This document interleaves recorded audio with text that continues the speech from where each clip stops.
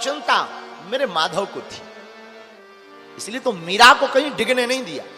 देखो सहना तो पड़ेगा, भक्ति कैसा मार्ग है, आपको बातें सुननी पड़ेगी, सहना पड़ेगा।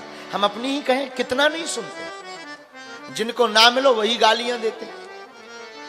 महाराज तो अमीरों के हैं, बड़ों के हैं, गरीबों को कौन पूछता। ये किसी को नहीं दिख रहा कि 3 दिन से सोए नहीं, ये किसी को नहीं दिखा कि कौन अमीर कौन गरीब, लेकिन इससे क्या लेना देना, उन्हें तो अपने स्वार्थ सिद्धि से मतलब।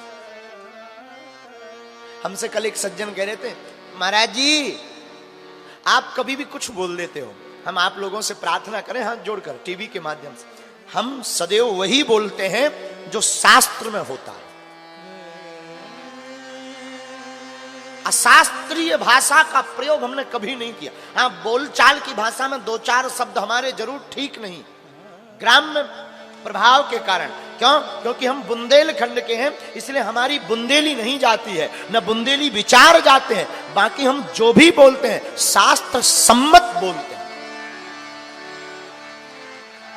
श्लोक शुद्ध नहीं है, संस्कृत निष्ठ नहीं है, वेद वेदांग निष्ठ नहीं है।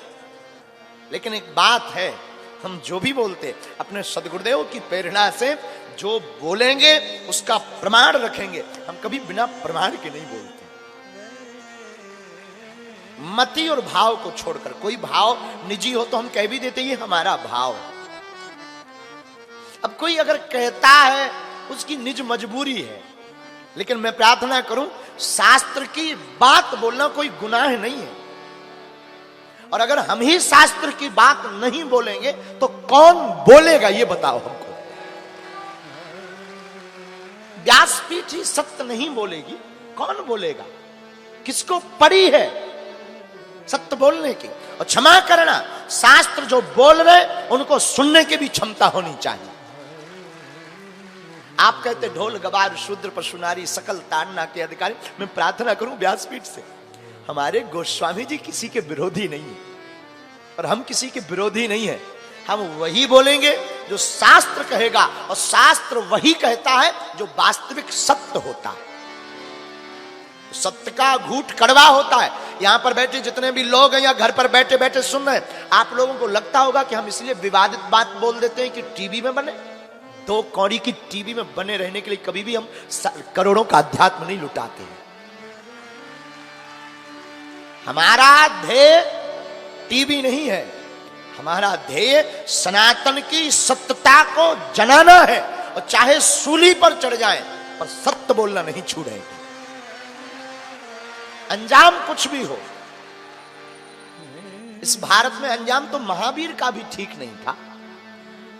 महावीर को भी लोग नंगा नंगा कहकर के पत्थर मारते थे, मीरा को भी जहर पिलाया, सूरदास को भी न जाने क्या क्या कहा, रसखान को भी न जाने क्या क्या कहा, तुलसीदास की भी न जाने कितनी परीक्षा ली। तो मैं तुमसे प्रार्थना करूं, जितने लोग यहां बैठे या जो हमको मानते हृदय से, आप अपने मन में गिलानी मत लाया करो कि हम कोई भी बात अशास्त्रीय बोल रहे हैं या कुछ भाव में बह गए हैं।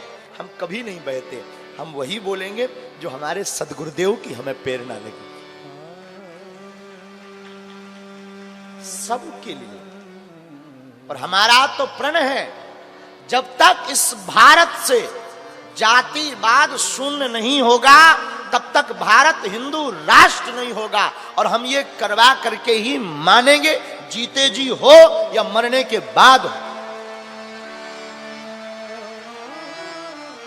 आगे हनुमान जी की इच्छा तो साधु भक्ति में सुनना पड़ता है, खूब सुनना, सहा करो, थोड़ी आदत डालो सहने की। जो सह जाता ना वो बढ़ जाता।